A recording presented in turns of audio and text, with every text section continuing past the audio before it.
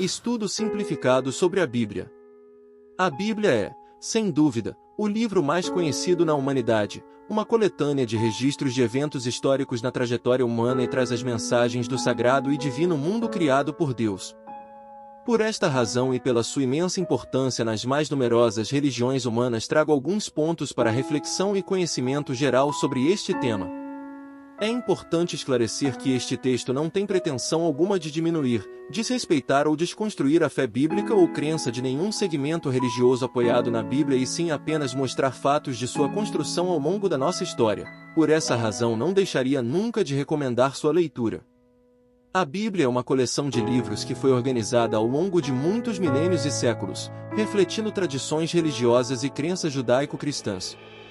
A organização da Bíblia varia entre tradições religiosas, católica, protestante, ortodoxa, judaica, mas há uma estrutura geral amplamente aceita.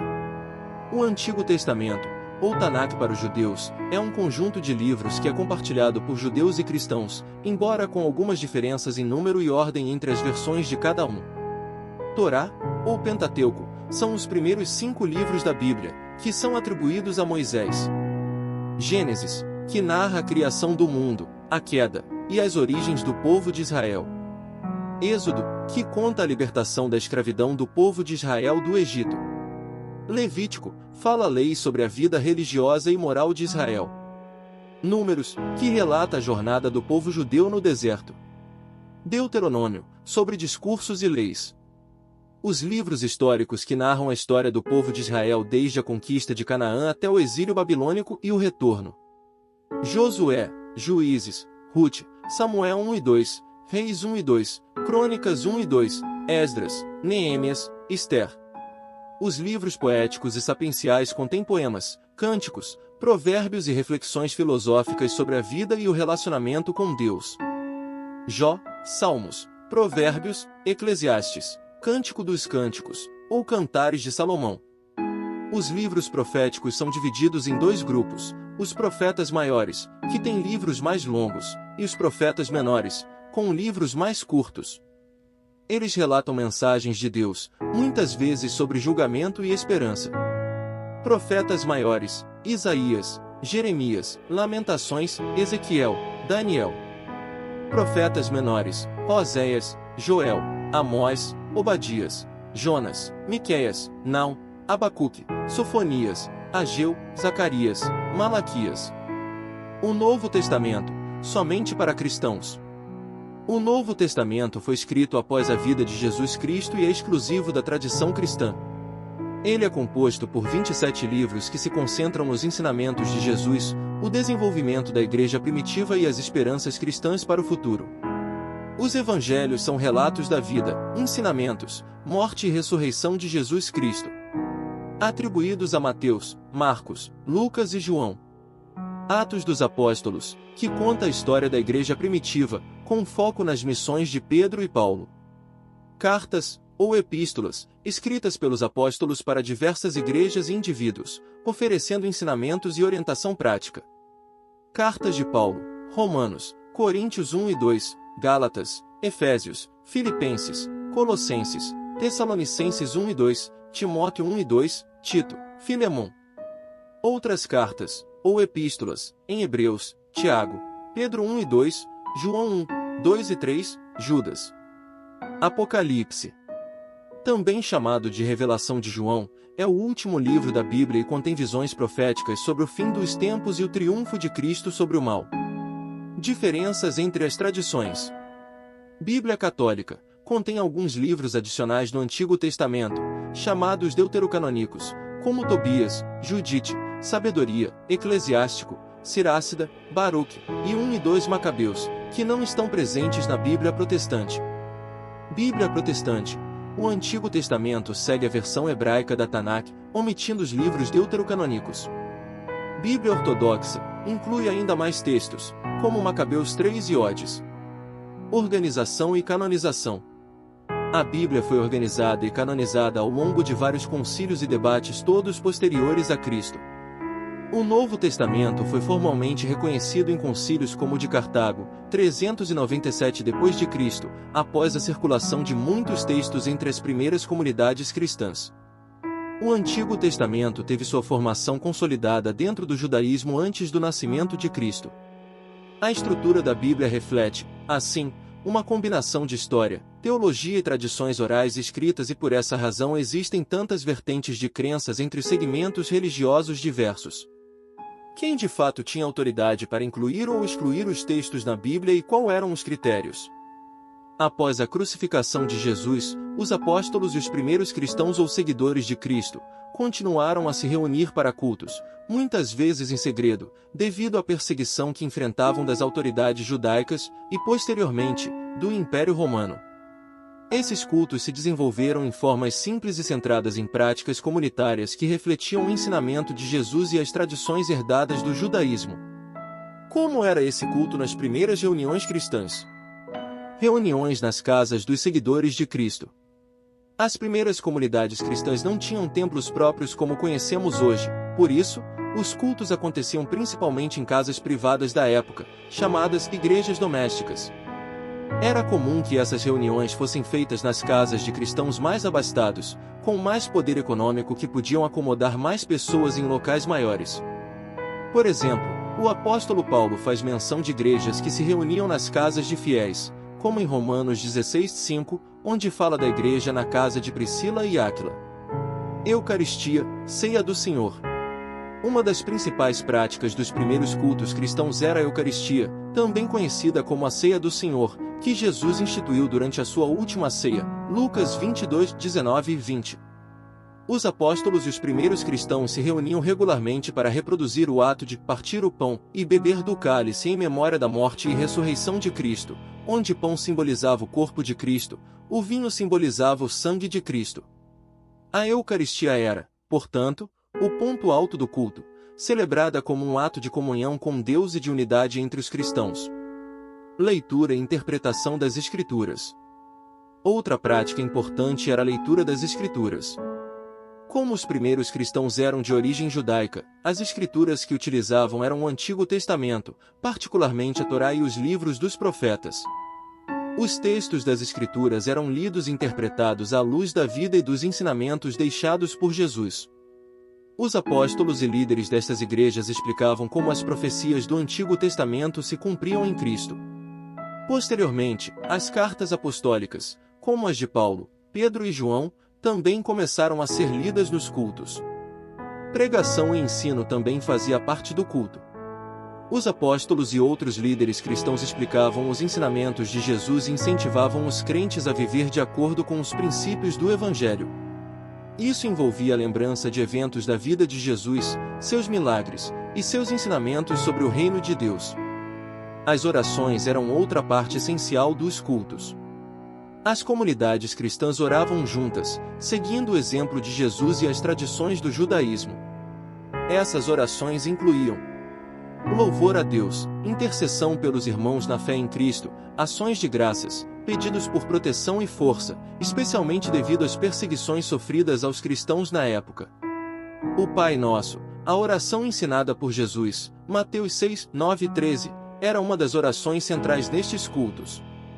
O batismo também era uma prática importante, especialmente nas reuniões onde novos crentes que eram aceitos na comunidade cristã.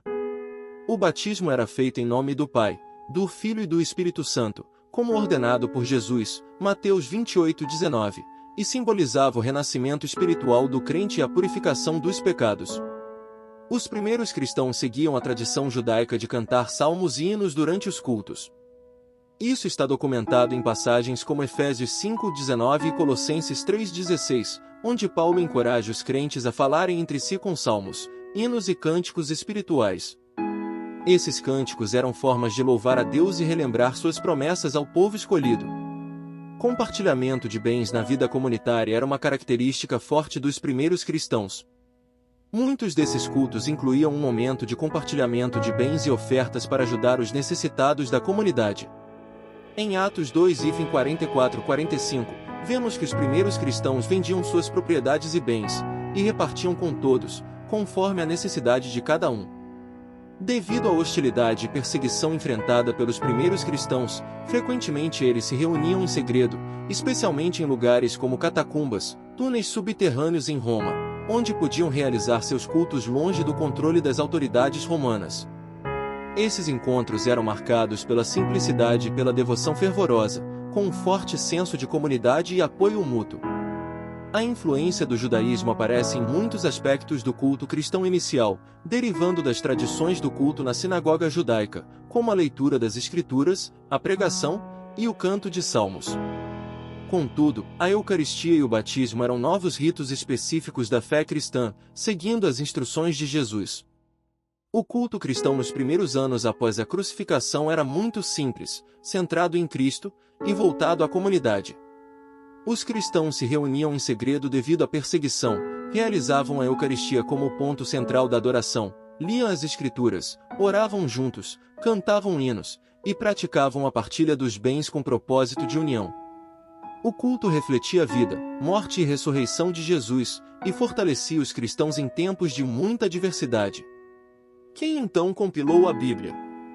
Para que se possa ter uma real noção de como foi compilada a Bíblia ao longo dos séculos, é necessário ter em mente que ela foi modificada diversas vezes de acordo com as decisões tomadas em vários concílios, conselhos, realizados por autoridades religiosas e políticas da época, ou seja, governos ou impérios, retirando por um instante a visão de fé e colocando apenas a versão humana nesta compilação sem que isso se torne uma heresia ou pecado.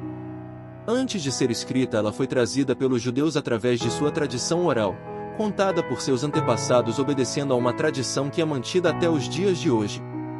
A tradição oral religiosa é uma prática comum, encontrada inclusive em diversas tribos indígenas onde os líderes expressam sua sabedoria aos mais jovens buscando no passado as soluções espirituais ou não, para os problemas mais diversos da sua comunidade.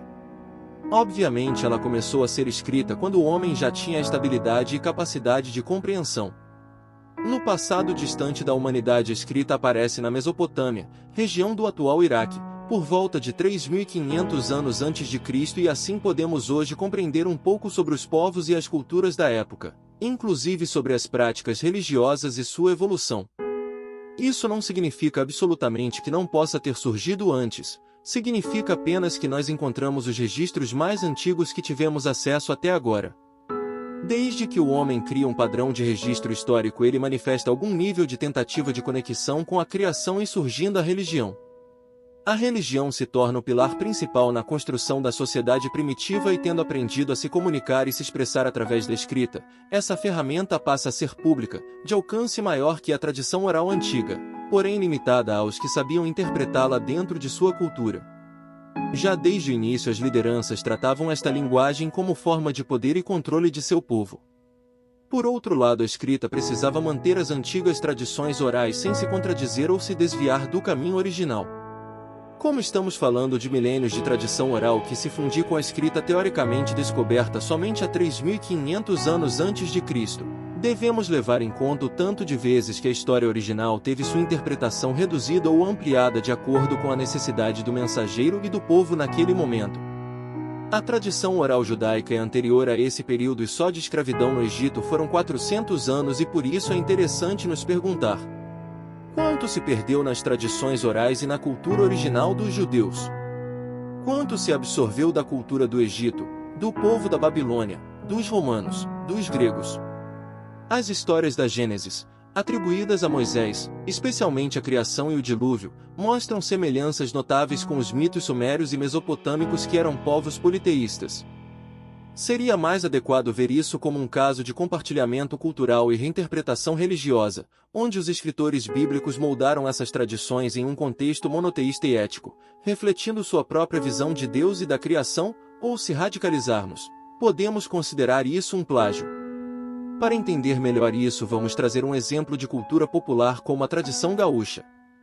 No Rio Grande do Sul, a tradição cultural se manifesta através da sua música, sua dança e sua vestimenta típica gaúcha. Nesse caso, estamos falando de uma cultura jovem que tem pouco mais de 2 séculos, quase nada comparada à tradição milenar judaica. Pois bem, a tradição gaúcha, neste curto período, já sofreu diversas modificações e adaptações ao longo dos anos. Muitas práticas originais foram superadas, como por exemplo, dançar no Centro de Tradições Gaúchas, CTG, dentro do salão sem estar devidamente pilchado, usando roupa típica, ou a proibição de pares de dança do mesmo sexo, ou tocar músicas que não forem reconhecidas pelo movimento como músicas tradicionais gaúchas. Tudo isso era proibido até pouco tempo e atualmente, estas proibições são vistas como preconceito e um desrespeito à sociedade em geral. Isto demonstra que o que servia como referência nesta cultura no passado não serve mais no presente, pelo contrário é visto hoje como algo irregular ou preconceituoso. Em todas as culturas sofrem alterações que o tempo aplica a cada uma de acordo com a necessidade de cada povo.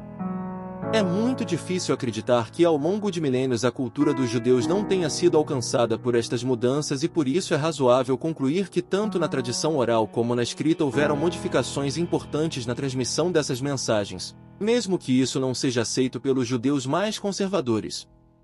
A Bíblia como livro foi compilada quase 400 anos depois de Cristo, papiros que estavam escritos em hebraico, aramaico e grego, espalhados pelo mundo conhecido, reunidos por pessoas com posição afetada, ou seja, por religiosos que estavam no poder, com interesses próprios, que se apropriaram pela força dos textos que já eram cópias de cópias, inserindo alguns e fazendo a retirada de outros de acordo com seus interesses. Os textos receberam nomes de personagens mantidos por tradição e não são comprovadamente escritos por quem viveu a história. As traduções dos textos enfrentam uma barreira perigosa da interpretação da língua original, de palavras desconhecidas, de uma linguagem morta no sentido de uso-costume, que podem ter um sentido diferente do compreendido quando trazido para o latim ou outra língua moderna.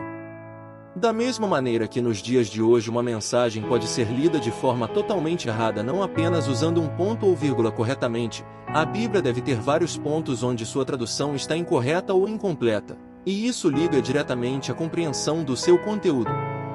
Por esta razão existem desde o princípio de sua criação, tantas maneiras de entendimento da Bíblia. Já no nascimento da Igreja a interpretação de textos gerou correntes de pensamentos divergentes e divisões entre seus membros. Essas divisões criaram novas religiões baseadas em novas escrituras adaptadas à sua nova crença. Estas novas religiões se multiplicam e se dividem novamente em um ciclo cada vez mais curto. Seus membros sempre buscam defender o seu modo de ver e interpretar a Bíblia. Para isso é necessário que o outro esteja errado, ou ultrapassado e por isso deve deixar de ser seguido. Não quero dizer com isso que a Bíblia seja o causador do problema, realmente não é. O problema está no leitor, nas pessoas que se apropriam dos textos e os ajustam à sua visão sempre buscando ter consigo a verdadeira verdade. Tais discussões sobre os detalhes da interpretação da Bíblia alimentam as paixões e criam muito mais fanáticos religiosos do que cristãos propriamente ditos. São tantos os exemplos de demonstração de vaidades teológicas praticadas por seus representantes que é muito difícil saber qual segmento está menos fanático no seu espectro. É muito difícil desconectar a palavra Bíblia da palavra fé, ao ponto de tornar uma simples reflexão em algo que só poderia vir de alguém que não tem fé.